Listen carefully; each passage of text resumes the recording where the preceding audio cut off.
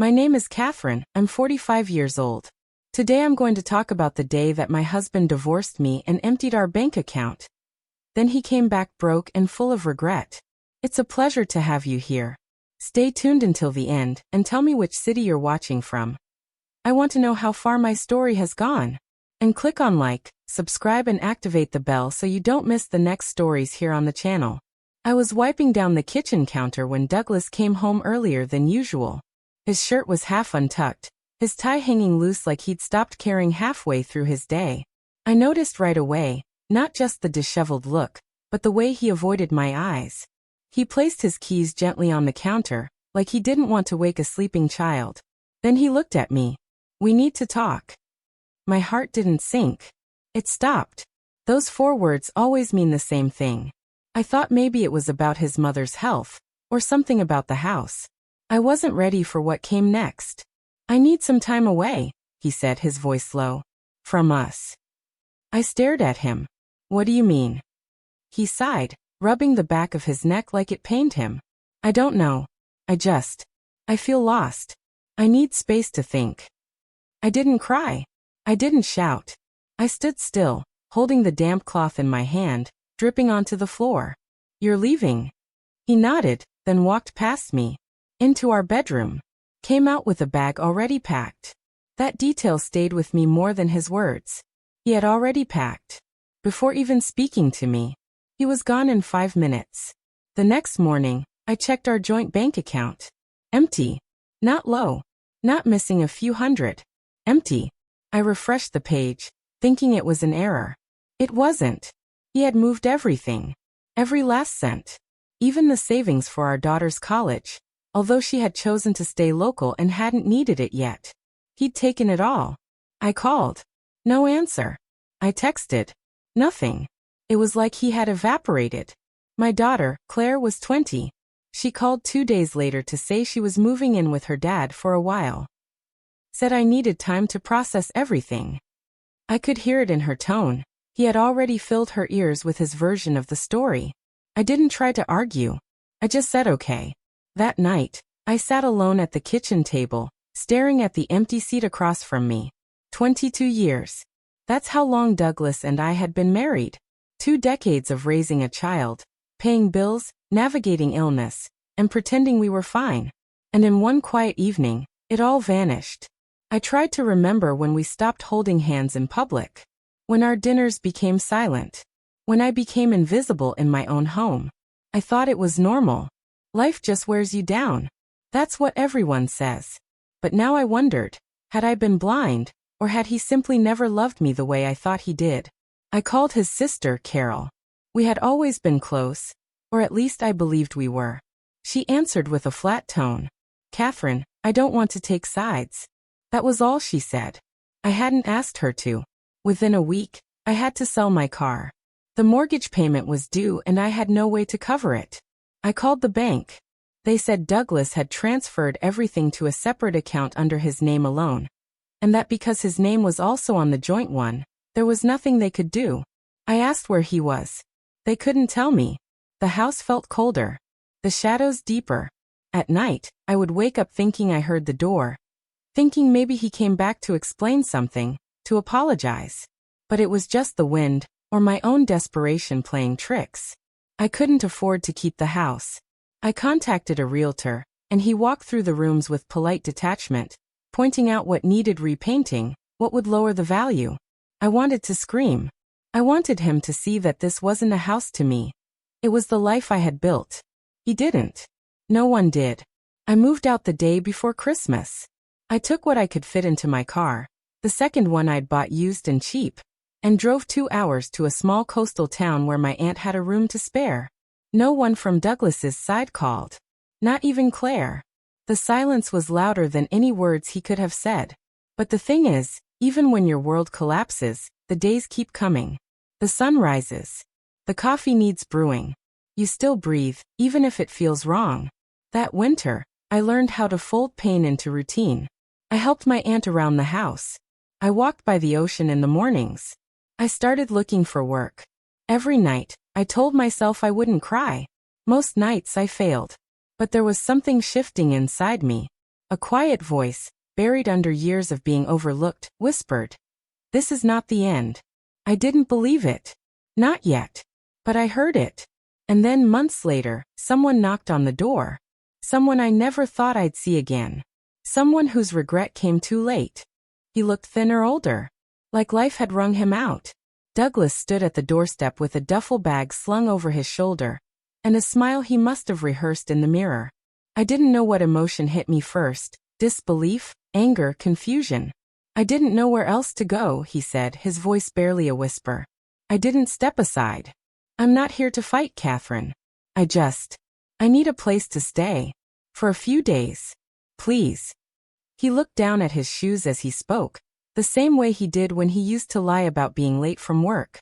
Part of me wanted to slam the door. But another part, the part trained to be polite, to smooth things over, hesitated. I stepped back. He walked in slowly, scanning the small living room like he couldn't believe where I lived now. It was modest. Clean.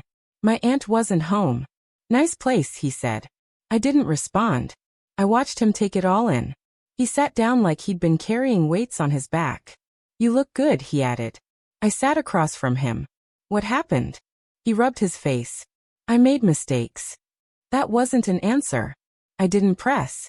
He started talking. About how the woman he left me for wasn't what he thought.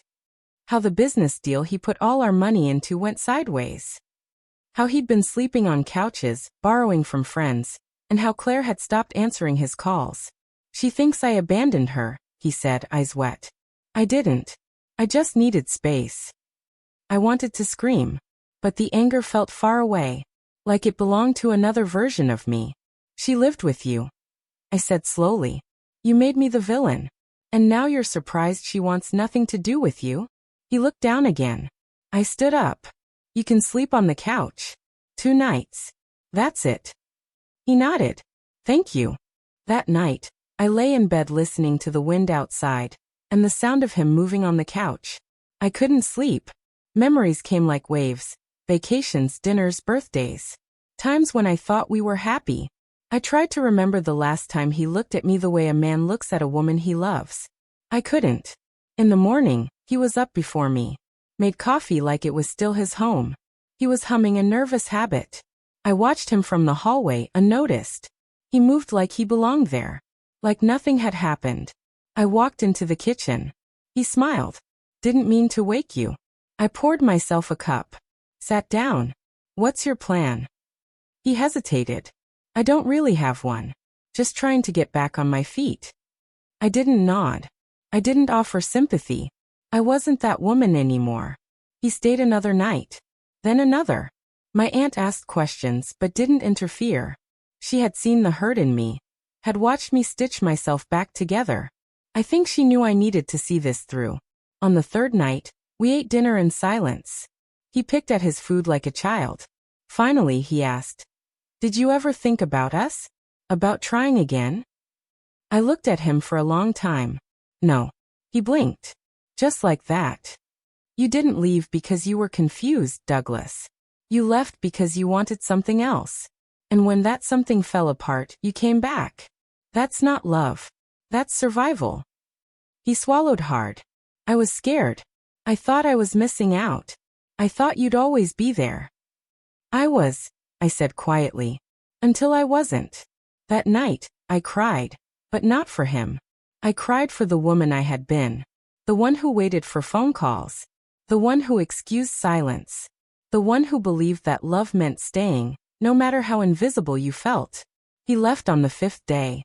Packed his things, thanked my aunt, avoided my eyes. Before he walked out, he turned to me. I'm sorry. For everything. I nodded. That was all I had to give. I didn't tell Claire he had been there. I didn't reach out to his family. I went back to work the next day. Back to my walks. Back to the quiet. And that's when I realized I had survived him. I had survived being erased. And somehow, that was the beginning of something I hadn't felt in years, freedom. What would you do if it were you? Tell me in the comments. And don't forget to like, subscribe, and activate the bell to receive all notifications so you don't miss the next story. I had $47 in my checking account the day I packed my car, and and left the city behind. My life didn't fit into suitcases, so I took what mattered. A box of old photographs, 2 sets of clothes, and the coffee mug Claire made for me in 2nd grade. Everything else, I left behind. The drive to my aunt's coastal town was quiet. I didn't turn on the radio. I needed the silence, needed to hear my own thoughts, even if they hurt. The further I got from the house I once called home, the lighter my chest felt. Not happier, just less suffocating. My aunt, a widow in her 70s, greeted me with open arms and zero judgment. "You'll stay here as long as you need," she said, handing me a spare key. Her home was small but warm, with mismatched curtains and the smell of cinnamon always in the air. It was the first place in years where I felt safe. I spent the first week sleeping too much and eating too little. I didn't tell anyone where I was. Not Claire. Not friends. There was no one from Douglas's side who'd even notice I was gone. They'd stopped checking on me after the divorce. Maybe they thought I was bitter, or dramatic, or just a temporary inconvenience in Douglas's new story. But what stung the most was Claire's silence. My daughter. My only child. It had been months since we last spoke, really spoke. I had tried, texted her on her birthday, sent messages just asking how she was doing. I got short replies, sometimes nothing at all. I told myself she was young, confused, manipulated by her father. But deep down it felt like losing her too. I started taking long walks near the beach. The ocean had a way of making my pain feel both smaller and sharper. I watched the tide come and go, envied how it could pull everything away and return as if nothing happened. I wished healing worked like that. One morning at the local market, I saw a help wanted sign at a small inn by the pier. I walked in and asked to speak to the manager.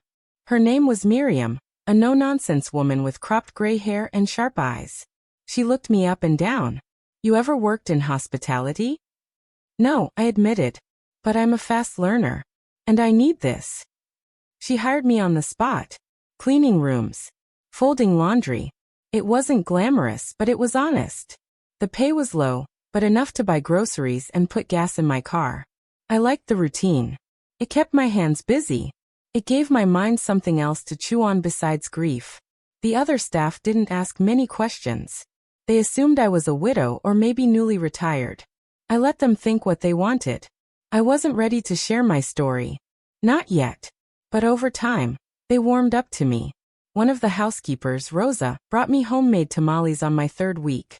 "You look like someone who needs a hot meal and less silence," she said. We became friends. Quietly. Naturally. Miriam started trusting me with more tasks, managing check-ins, helping in the kitchen during busy weekends. I found pride in being reliable, in having a key to the front office, in being someone people counted on again. Some days I still cried. In the back room, or while sweeping an empty hallway. The pain didn't vanish, but it lost its power to paralyze me. I had been broken, but I was starting to gather the pieces. And none of it, none, had anything to do with Douglas. One afternoon, while folding linens, my phone buzzed. A message from Claire. "Dad told me he stayed with you. Why didn't you tell me?" I stared at the screen for a long time. I typed. "Because it wasn't about you. It was something I had to close for myself." She didn't reply. But 2 weeks later, she called. "Mom," she said, her voice small. "Can I come see you?" My hands trembled. Of course. She arrived on a Sunday. Still so young. Her face had changed, older, maybe sadder. We sat in the little kitchen, sipping tea. At first, the conversation was stiff. But then she started talking. "Dad's not who I thought he was," she said. "He told me things, made me believe things that weren't true. I'm sorry." I nodded. Tears welled up. "I know." She reached across the table and took my hand. "I want to understand what happened. I want to know your side." And for the first time, I told her everything. Not just about the money, or the day he left, but about the years before, the loneliness, the small rejections, the way he slowly turned me into a shadow in my own life. She cried. I cried. But it wasn't the kind of crying that drains you. It was the kind that clears the fog. We spent that afternoon walking by the ocean, like we used to when she was little. And for the first time in a long while, I felt like her mother again. The pieces weren't all back together. But now, I wasn't picking them up alone. It was late spring when I saw him again. I had just finished my shift at the inn and was walking home. The sun dipping behind the horizon, painting the sky with those soft pinks that almost trick you into forgetting. I turned the corner, and there he was. Douglas. Sitting on the low stone wall across from my aunt's house. Hunched over like the weight of his choices had finally settled into his bones. He stood as soon as he saw me, trying to smile, like this was casual, like he belonged here. I wasn't sure if you still lived here, he said. I do. I didn't stop walking. I've been staying at a shelter 2 towns over. Someone there mentioned the inn. Said a woman named Katherine worked there. I sighed. So you came to see if it was me. I just wanted to talk. I hesitated, then gestured toward the porch. He followed me like a shadow. We sat on opposite ends of the steps. My aunt wasn't home. The house behind us felt like a sanctuary that shouldn't be tainted with his presence. I lost everything, he said. The woman, the apartment, my job. It's all gone. He waited for a reaction. I gave him none. I was stupid. I thought I was starting over. I thought you were holding me back. But the truth is, you were the only one who ever made anything feel like home.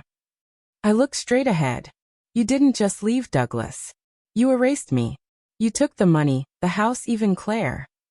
He winced. I didn't mean to hurt you. But you did. On purpose. He was quiet. For once, no defense. I've been alone, he said finally. No one calls. No one answers. I feel like I'm disappearing. That's when I turned to face him. That's how I felt for the last 5 years of our marriage. He blinked. I didn't know. You didn't want to know. We sat in silence after that. The kind that says everything. I'm not asking for anything, he said eventually. Just wanted to say I'm sorry. And that I was wrong. I nodded once. He stood. I'll go. He started walking down the street, his steps slow, shoulders sunken. And for the first time since all this began, I didn't feel anger. I felt pity. Not because he had nothing, but because he never truly understood what he lost. That night, I didn't cry. The next morning, I told Miriam everything. I don't know why, maybe because I needed someone who hadn't known the old me to see the full picture. She didn't flinch. You're stronger than most, she said. But don't let his return take that from you. I didn't. I threw myself into work. I saved what little I could. I started helping Rosa with her weekend food stall, learned how to make tamales and empanadas and how to laugh again. And I started writing. Just for me. Little pages of thoughts, of memories, of what it felt like to be invisible, and then to matter again. Claire visited more often. Each time, she stayed longer. One night, she brought a photo album. I thought you might want these, she said. We sat on the couch and flipped through pages of birthdays, beach trips, Christmas mornings. Pictures I hadn't seen in years. She pointed to one, me holding her on the porch of our old house. You always smiled like you were trying too hard, she said. I nodded. I was. She leaned her head on my shoulder. I see it now. I see everything differently. Sometimes, that's all we need, to be seen. 2 weeks later, I saw Douglas again. At the pier. He was alone, eating from a paper tray. He looked even smaller. He didn't notice me. I didn't stop. I realized something in that moment. He left me thinking I was disposable. But I wasn't the one who vanished. 3 weeks passed without a word from Douglas. The last glimpse I had of him, hunched over his meal at the pier, oblivious to me walking by, stayed with me. Not out of sadness or regret, but as a reminder of the space between who I had been and who I had become. Miriam offered me a small raise at the inn. Said she wanted to promote me to assistant manager. I accepted. The pay wasn't much, but the gesture meant more than the money. It meant someone saw me, respected me. That hadn't happened in a long time. I treated myself to a new pair of shoes. Nothing fancy. Just something clean and comfortable, not on clearance, not secondhand. It felt indulgent, but I didn't care. Claire came by that weekend. We cooked dinner together, something we hadn't done since she was a teenager. She chopped onions like a chef, something Douglas used to tease her about. I talked to him, she said quietly. I stopped stirring. When? Last week. He called crying. Said he didn't know what to do. Said he missed everything. I didn't answer. She looked at me. He asked if I thought you'd ever forgive him. I turned to face her. What did you say? I told him you didn't need to. I felt a swell in my chest. Pride. Sadness. Relief. Claire went on. He doesn't understand. He thinks if he just says the right thing, he can undo it all. But I see it now. He never really saw you. Not once. I smiled. He saw what I gave him. Not what it cost me.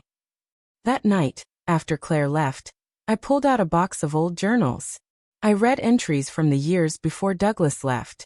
I was struck by how many times I had written the word tired. Not sad. Not angry. Just tired. Of doing everything. Of not being heard. Of being the steady one while he drifted further. It hit me then, I hadn't lost Douglas. I had shed him. He had been slipping away long before he packed that bag. And now, I wasn't waiting for him to come back. I wasn't hoping for closure. I wasn't aching for a version of him that never really existed. A few days later, he sent a letter. Not an email. A real letter, in his handwriting. 5 pages. Apologies. Regrets. A timeline of excuses wrapped in nostalgia. I read it once. Then again. Then I tore it up. Not in anger, in peace. Because I finally understood something. You can mourn someone who's still alive. You can forgive them in your heart, and still choose not to let them back into your life. 2 weeks later, Miriam asked if I wanted to help redesign the inn's front lobby. She handed me a budget and said, "Make it yours." For the first time in years, I felt like I was building something. Not for someone else, not for approval, not to be needed. But just because I could. I picked out soft lighting. Painted the walls a deep sea green. Chose artwork from local artists. The guests started complimenting the space. My co-workers smiled more. Claire brought over some of her photography and hung 3 framed prints behind the front desk. And one evening, as we stood there admiring the space, she said, "You look happy, Mom." I was. Not because I had everything figured out, but because for the first time, I didn't need anyone's permission to feel whole. I had been the woman he didn't see. Now I was the woman he couldn't reach. It was a Tuesday. Quiet. Cloudless. The kind of day that would have passed unnoticed in my old life. But that morning, something felt different. I woke up without dread. No lingering heaviness in my chest. No weight of someone else's silence pressing down on me. I made my coffee, sat at the kitchen table, and for the first time in years, I drank it hot, not reheated halfway through because someone else needed something. Claire had left a note on the counter. "Love you. See you tomorrow." Her handwriting had changed since high school. Sharper, more grounded. Like her. I walked to the inn, keys in hand. A new scarf wrapped around my neck. Rosa greeted me with a fresh pastry, and Miriam asked if I could train a new staff member later that week. I said yes. My voice didn't shake when I said it. By midday, I was setting fresh flowers in the lobby when the phone rang. I picked it up, expecting a guest. Katherine. It was Douglas. My hand tightened around the phone. "I know I'm the last person you want to hear from," he said. "But I wanted you to know I'm leaving town." I didn't respond. I got a job offer in Arizona. It's nothing big. Warehouse work. But steady. I need to go. I can't stay here anymore. Still, I said nothing. I just wanted to say goodbye. A real one. And thank you. For everything. For being better to me than I ever deserved. He paused, maybe hoping I'd say something back.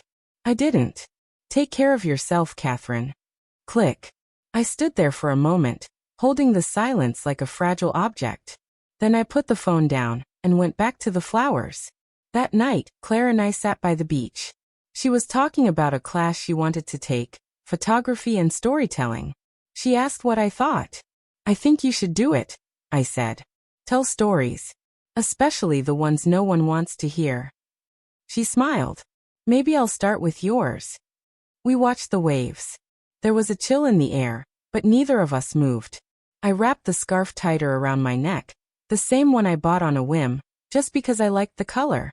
I used to ask for permission to want things. Now I didn't. Claire turned to me. Do you ever wish things had gone differently? I thought about it. Sometimes. But not in the way you'd think. I don't wish he'd stayed. I just wish I had seen myself sooner. She nodded. I see you now. The sun dipped below the horizon, and the wind picked up. We walked back slowly, not needing to fill the silence with words. Back at home, I opened my journal and wrote. He didn't break me. He revealed me. And now I'm finally mine. The next day, I hung a new sign in the inn's lobby. Something simple, welcome home. Because sometimes that's not a place. It's a feeling. And I had found mine. If you like stories like these, click like, subscribe, activate the bell and send it to someone you think will also like it.